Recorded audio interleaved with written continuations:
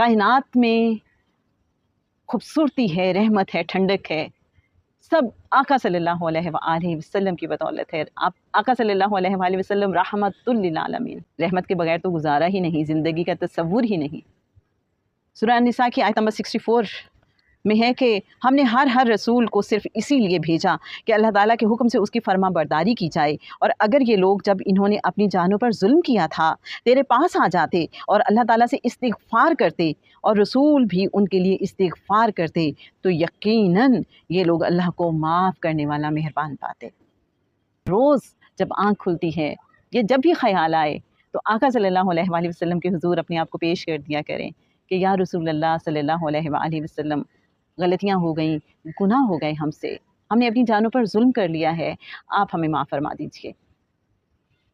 اور اللہ کے حضور بھی ہمارے لیے معافی کی درخواست کر دیجئے۔